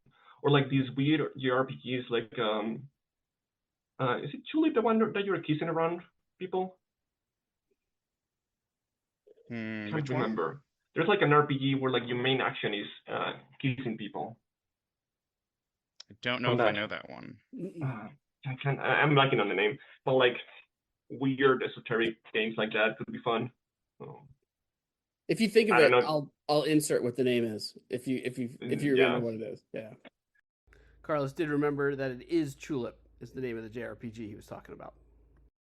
I can find it, yeah, but I feel like at the end of the day, it's like they have a process that it really works for them. So like whatever continues within that process. I'd feel horrible if I tell them you should play Donkey Kong Country 2 and they absolutely do not enjoy it. Do you have a pillar or a takeaway from their podcast? I really like how a lot of both of their personalities are based around kindness. I think that's very important. How it manifests towards how they work with other people and also how they relate to the work. Like you don't never see them being like facetious or like hateful, which is really appealing. The curiosity that they have is also really nice. Have you learned anything from the podcast that changed the way you approach games or any of your other practices? I think so. I probably the patience. They clearly have a lot of patience to play some of these games. I don't know how they do it. I don't. But like listening like stick to games that they necessarily don't necessarily enjoy, and then coming back to it week after week. There's always something within a game that you eventually get out of, even if you don't like the main mechanic of it. And that's something that I've started doing now. Like even if I don't fully enjoy a game, just sitting with it, I'm like, you know what, like that's fine. It's like gonna be like 12 hours of like not the most perfect experience, but and then you discover it's like, oh wow, the writing team had a lot of fun with this. So it's always nice to find that aspect of it, even if as a whole it may not land. The individual aspects are always something that are worth experiencing. So yeah, I'd say the patience to stick with these pieces. Nolan once said something. I think I don't know if he said it when he was streaming or if it was in a Discord chat that there's a lot of reasons to play games, and it's not always like fun isn't always the only one that people can shoot for. Yeah, that's a good point. I think like for me, it's like when the game clearly is about fun and you're not having it is the one that is like I think I'm missing the mark. But then if you stick with it, like you will probably see something that is enjoyable. So Or at least you'll learn something, right? If they are mm-hmm. aiming to make fun, right, their ultimate goal, and Yeah, it's not hitting the mark for you, then I think it's very instructive to look at that. yeah. I've been trying for a year and a half now to go through The Last of Us 2, even though it's like it's not a game that kind of like fits with my player personality very well. But it's nice to stick with it, and every once in a while it's like, oh wow, the way they tackle the sound, the colors, and eventually the cutscene in this area is impeccable, and like I'm glad that they stick for that. Do you have any ideas or suggestions to improve the Discord? Improve the Discord. I don't know. I think that it's a very healthy and nice community. I like it a lot. I think you're doing great. It's very nice of you. Yeah, I Oh, think you know what? I that's do. I do have one. I do have one. great. Here we go. We need a reaction emoji that is just thanks. I don't know what to say whenever something is like just say thanks. Like I know yes, I know fire, heart, maybe the heart spraying, but they don't quite Mhm. convey the thanks. We'll get Mark on it. Yeah, right. Or Lost Lake. Yeah. Yeah. Thanks. Since recording, Lost Lake has actually added a thank you emote for the Discord. No, I'm curious about Calamity's thoughts on that exponential approach, but if there's no time, we can do it offline if you want. Oh, I've got time if you've got time. I have time, yeah. Get into it, Nolan. This is it. This is your chance. Because yeah, I read one of your blog posts and had a lot of thoughts about it. Yeah, A let's lot. Wow. Now I'm interested. Keep sending me YouTube videos that I had to watch. Yeah, Bio got the to first prep for blast this. of it. Yeah. You wrote a blog post in 2019 about an exponential approach tool. Yes.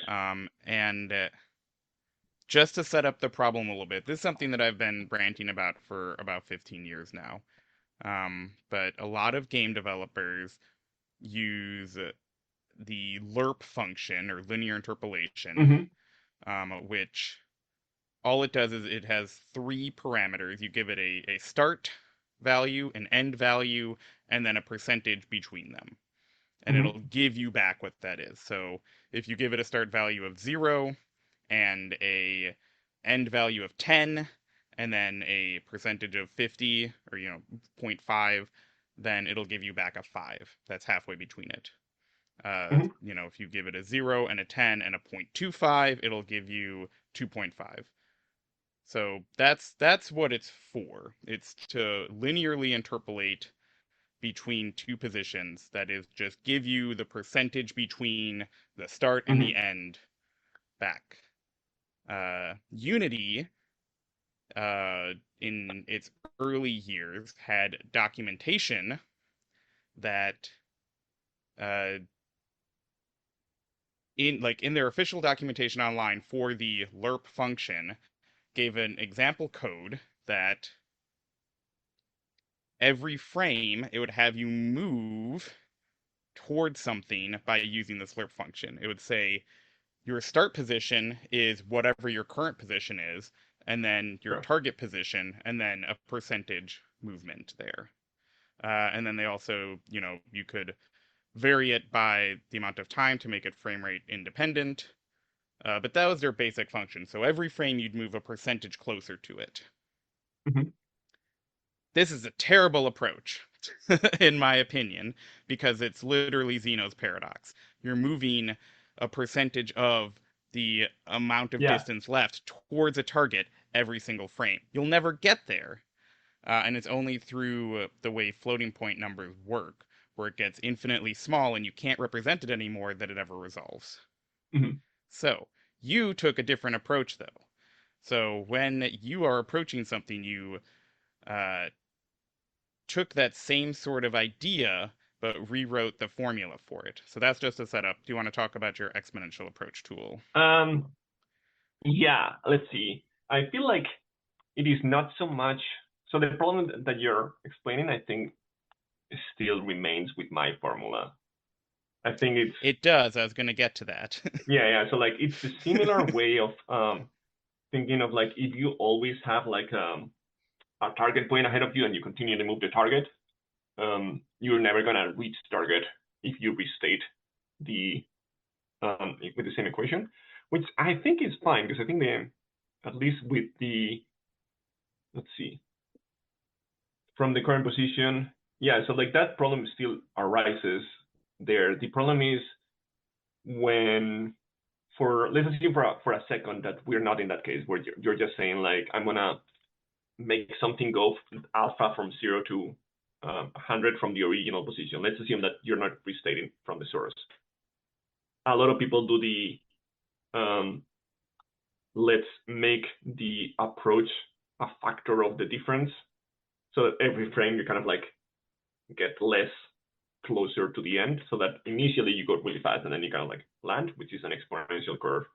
And then the problem with that is if you run that same code instead of 30 frames per second, 60 frames per second, then the number of times you're checking out the difference is different, so you move faster or slower. So that's that's something that happens often in code, and a way to fix that is to make that instead of making every step related on the difference of the destination and your current position or the origin, make it so that it's based on a time variable, so that then when you're actually running a different frame rates, it's supposed to work the same way. In practice, if you do it the way you're doing, I think it's probably similar. It's been a while since I thought about this. So I think the issue that you're describing should probably be the same. What would be the way to solve what you're thinking about? So, right, your approach is it rewrites the formula and based on basically the distance traveled, right? It recalculates what it should be at. I think that your core problem here is that you're using how far you've traveled, right, as your as input for the next one, which obviously will create a disjointed function. So the way that I approach this is instead of having it go until it reaches a target position, I have it go until it reaches a certain time, right? I define ahead of time how long it should take on this approach, and then use that index to look up a function and set the position based on that. So I have a continuous function defined. It can be the exponential approach that you want. It can be something else. I really like an S-curve where, it kind of starts off slow and then accelerates and then slows down again at the end. You get both kind of the ogive. Yeah. So you sort of have like the origin and the end as inputs all the time, and just the time is the next input for each frame. Correct. No. You just look at how much time has elapsed since you started moving. And then you can plot yourself in that continuous function no matter where it is. All right. And then you don't have to Mhm. rely on rounding point errors to actually end, and you know exactly how long it's going to take. Right. The other issue that I have with these step-by-step approaches is that you don't have a a fixed endpoint, right? It can go longer based on how the calculations go, based on They could, yeah. what the numbers happen to be, right? They may be able to Yeah, continue it an could be extra like, step if the yeah. floating point numbers can actually represent that, right? If they have a map for it. And oftentimes it goes a lot longer than developers realize it's going for. If you're like printing what it is every step, you're like, oh, this is actually at the end really Like getting chugging a down lot in because there. like it's yeah. Yeah. So I think that it was a very interesting approach and a much better one than just using a linear interpolation or a different type of interpolation because it does make it frame rate independent. Right? Hmm. That's a huge issue there um, because again, in the original Unity code, they're just multiplying the difference left by the time elapsed. So Yeah, and then at you're the end of the basically day, making a speed that it's traveling, but the speed is a percentage of the distance left. So that obviously makes no we kind sense of at like all. makes it an exponential approach accidentally. Yeah, at the end. Yeah, Right. because like the way you're describing my code is probably like a whoop, whoop every frame. Like it's not this. Sorry, I'm just doing a visual motion. It's not the full curve for the whole duration of the frames. It's every frame is a minimal version of that curve, right? Hmm.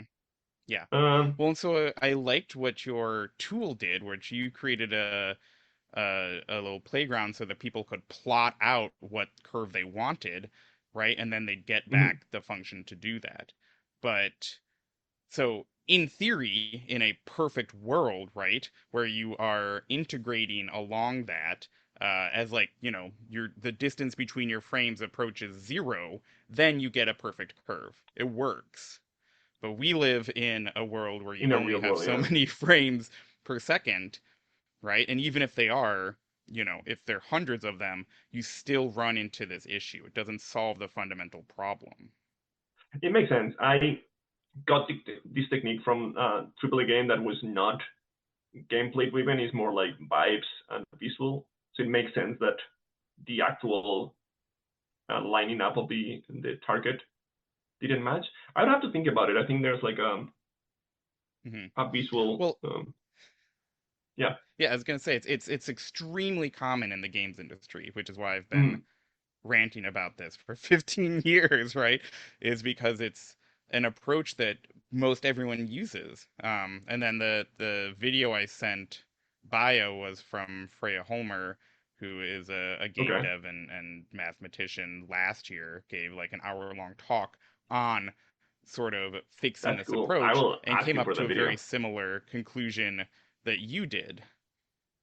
Right, but you had yours, whatever, 5 years earlier. So, I actually found like many people doing this after the fact. I found like 3 different versions of this article going around. I'm like, man, this is Google is not doing great for searching these things. Uh, but yeah. different kind of forms. Yeah, it's been a while since I've thought about it, but yeah, no, that's a fun mental exercise. Mhm.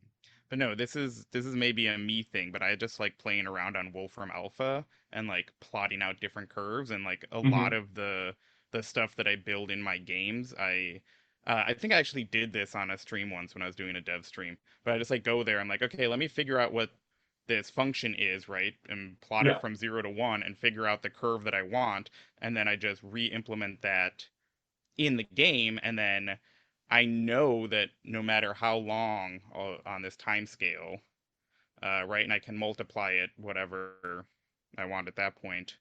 I'll have an index into this function, and it'll always be there.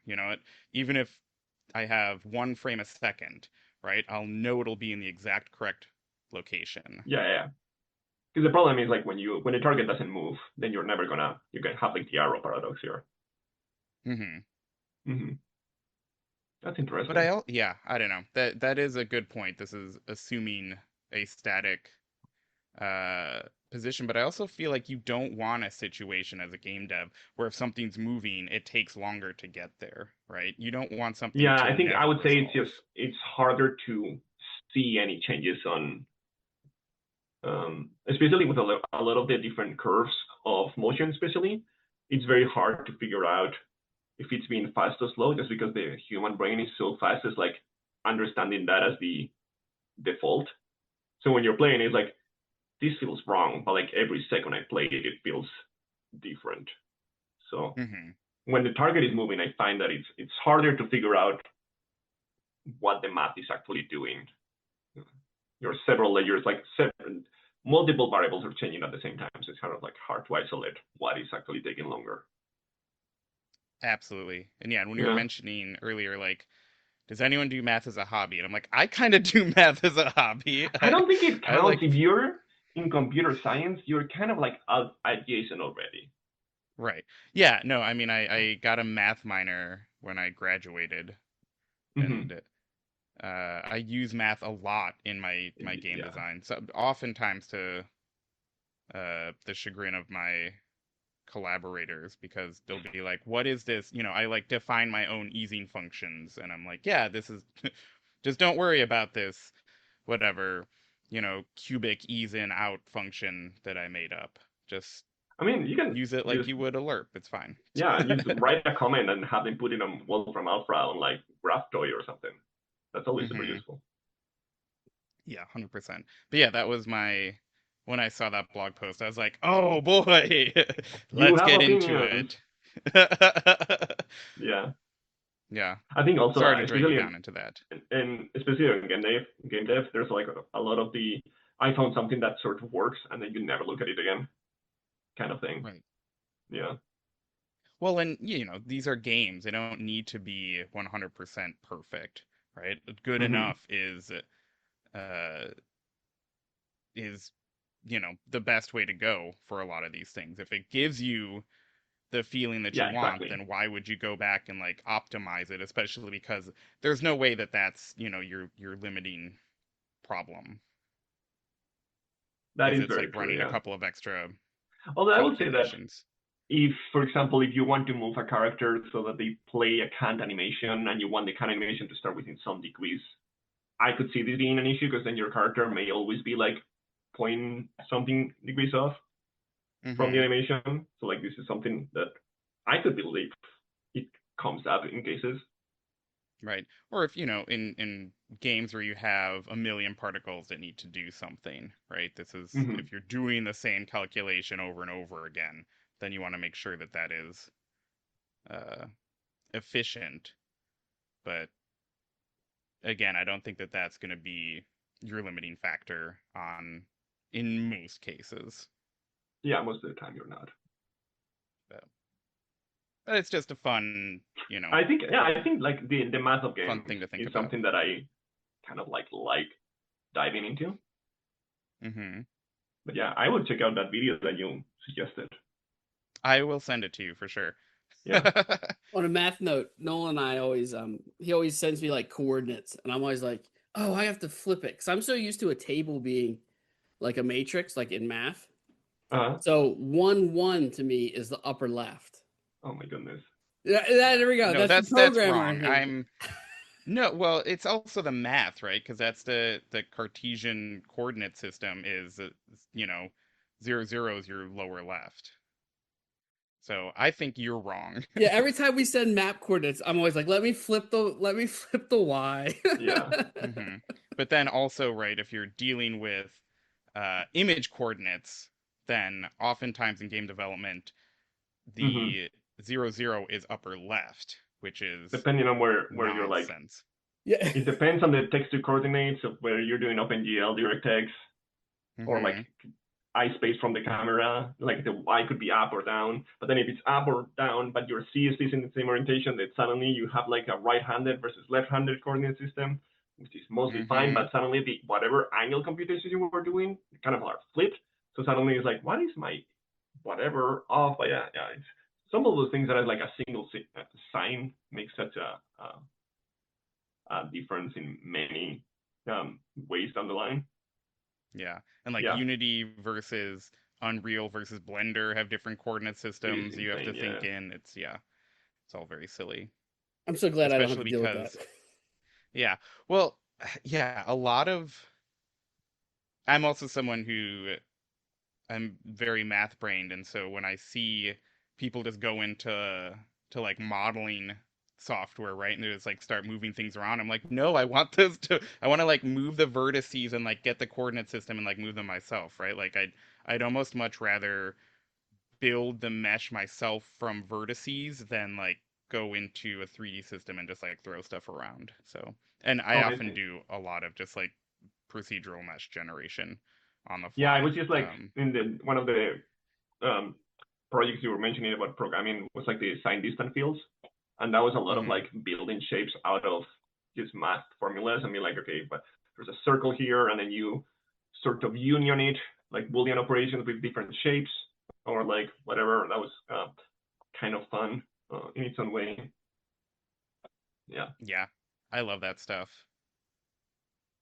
So, yeah, there you go. Math is a hobby. math as a hobby, we should do it. Yeah, but like if Hmm. you're like if you see a painter who's like, yeah, in my free time I like to do differential equations, like, okay, that I don't know. Chances that you are a psychopath that has killed people suddenly. Maybe this is Hollywood media, like the way they have painted math as a hobby. But I have not met a single person who's like, yeah, I like to do heavy math. Well, Well, maybe we should make a math club. maybe you should make a mark. Yeah, dev math club. Yeah, Great. All right. Well, that's what I wanted to rant about a little bit. Thank you yeah. for Thank going you. on that journey with me. And thank you so much for the interview. This was a lot of fun and very enlightening to get a peek into your process. Yeah, thank you so much. Yeah, thank you. So yeah, we'll ask you to plug your stuff. So where can we find you? Let's see. I sort of have landed on to just putting everything about me in my website, which is just crljmb.com. And that sort of has a link to my comic book, my whatever code you want to see, some portfolio. But yeah, just crljmb.com. If you're interested in just the comic books, you can check Carlos Hambrina with a Spanish J at Radiator Comics. Nolan, where can people find you? Yeah, if you want to hear more of me, you can see me on Twitch at twitch.tv/calamitynolan or play my games at upatnight.games. Thank you so much. Thanks for listening to this episode of Discord Game Club, Just Rhetoric. We want to thank Brett and Tim for making the Dev Game Club podcast and for giving us a slot in their release feed. We also want to thank Mark and Artemage for starting the Discord Game Club podcast. Go listen to those episodes if you haven't already. If you'd like to hear more interviews like these, let us know. You can find us in the Dev Game Club Discord, where Calamity Nolan and Biostats. Goodbye!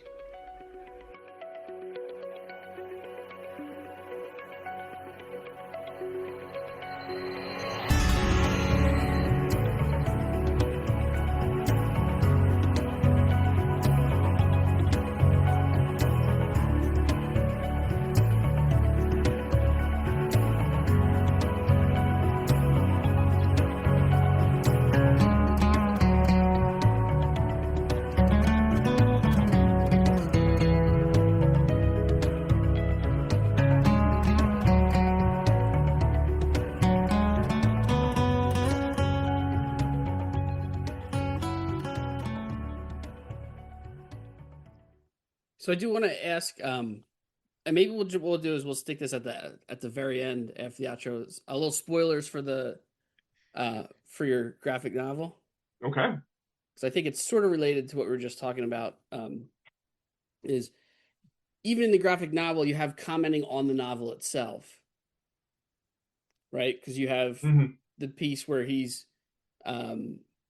essentially in Ona's hand drawing a history Right, of what has happened up to this point, right? So it's one character sort of forcing another character to draw it, like in that parent helps kid style.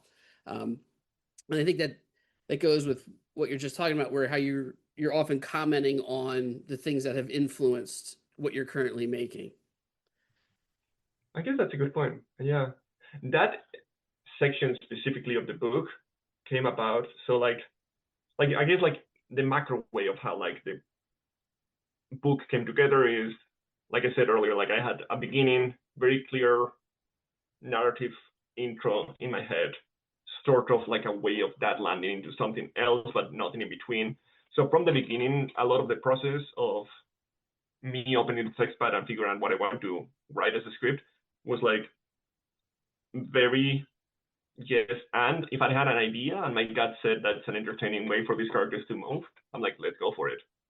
And then initially it's like, okay, I need to introduce these two characters and somehow join the main characters. How does that work? Like, how about they have a robot that tracks them, and then there's a fight with robot, and like kind of like work that in, and then naturally it's like, oh well, that now there's an interaction with these two characters, and then after that I'm thinking, well, I need these two characters to go on a road trip together. How is that gonna work? Like, how about if this interaction that just happened kind of like ended in a way that these characters are homeless and they have to like camp together for a while. Like, okay, well now I have that, and then keep moving, and now I have to like, how do I convey the passage of time and the road trip? Like, well, let's try to make a webcomic style because that allows me to do vignettes. And then after a while, I'm like, well, I should introduce parts of the plot that I need to start making. And after a while, it's like there's a natural point where I'm like, this is the perfect spot, let's do it. And then some characters, they're supposed to do something interesting. There hasn't been any like action for a while. So I came up with like a weird fight or like chase with a giant crocodile lizard thing. And I never like things that don't have a lot of consequence. Like if the stakes are so low, like I don't feel like they're interesting. So I'm like, okay, well now the group is split.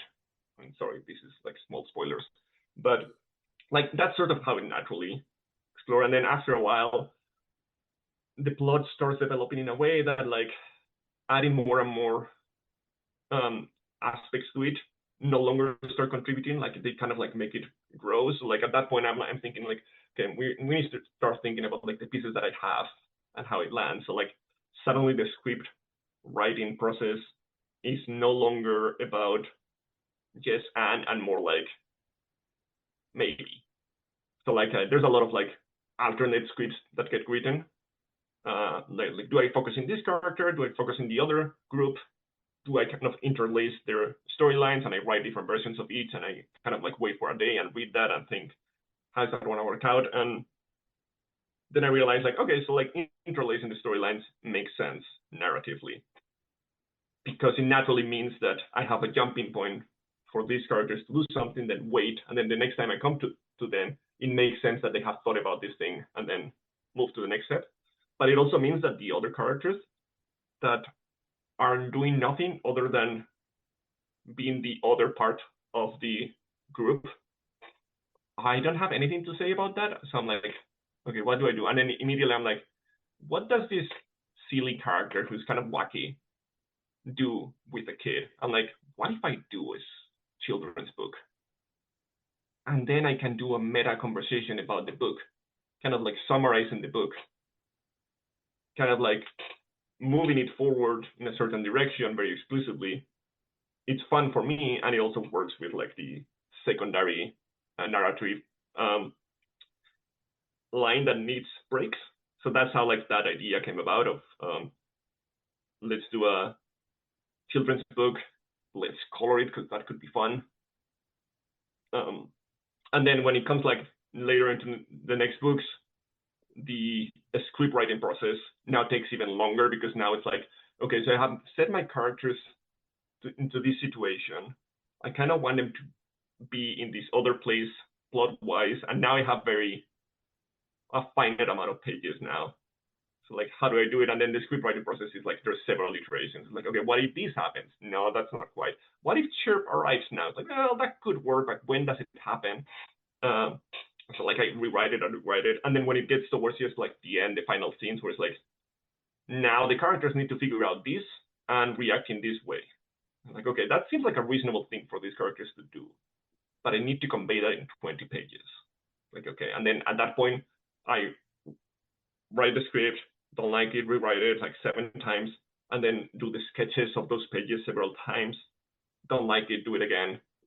and that process takes like suddenly longer. And then by book 5, which is like finally figuring out what the arcs that I have laid out almost accidentally without thinking about things, like kind of like thinking about them, I'm like, okay, these are the pieces that I have narratively. I need them to go to the end in a satisfactory way. So at that point, the writing and sketching pages took a long time. Like it was like almost 3-4 months of like just rewriting sets of like 20 pages so many times.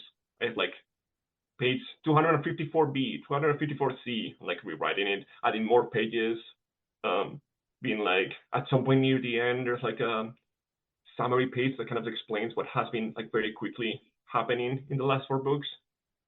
That's also something that happened very late of like, no, let's rewrite that and let's try it again, which is kind of like silly because it's a printed book, left and right pages matter.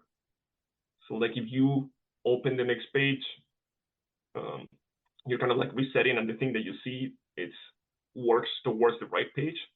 So if I add one page explaining like a background thing, suddenly all of the next pages turn into right pages, and then the effects that I don't change. So there's a lot of rewriting.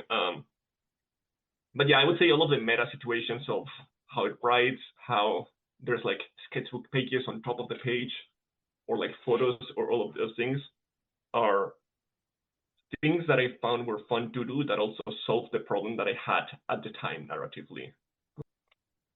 Right. It all seems very elegant, right? You're solving multiple problems, and I think what makes it very fun is that it's also the characters expressing themselves, right? So this section you're talking about where Runo all of a sudden starts drawing a kid's book, it starts off by him mimicking what Echo had been doing with logs, but he can't quite do it, and he misspells it, and you get to figure out just from like the layout of the page a little bit more about these characters that you're spending time with, and so I really appreciated all of that work, and now hearing how thoughtful you were and how much you had to iterate to get there, it makes a lot of sense why it was so effective. I also Thank you. love that you incorporated Runo's unreliability in the remembrance of the events, right? Like that to me was such a great little touch. Thank you. It was also hard to get to play with those things, but still make it narratively cohesive. Because like sometimes, like if you push it too hard, it's like, oh, it would be funny if this character this thing, this, and this, even though that's completely untrue. But then suddenly, like, well, but that's completely gonna ruin the perspective of some people reading the book because they suddenly don't know. So like finding the balance was hard. So I feel like there's definitely a lot of polish, even on these small things like, oh, this character is running left, and I need to convey that they suddenly had an idea and have them turn right. Okay, how do I do it? Like, okay, well, you're gonna be reading from right to left to the next page, so you're kind of like maybe adding momentum with your eyes.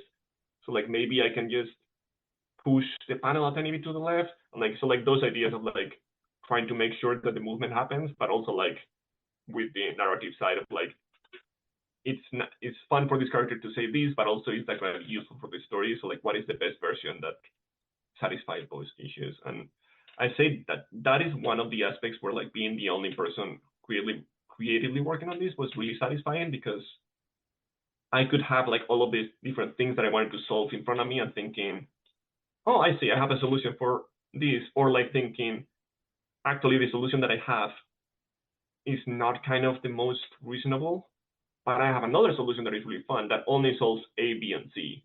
And the problem D that I also wanted to solve, maybe I can just nuke it, or maybe I can just make it not a problem or something like that. And like switching the plot point and the structure based on my specific creative process was really fun. I would say it's not great for project management, because it turns out that suddenly you're like 3 more months just doing an underwater scene because you decided that was fun.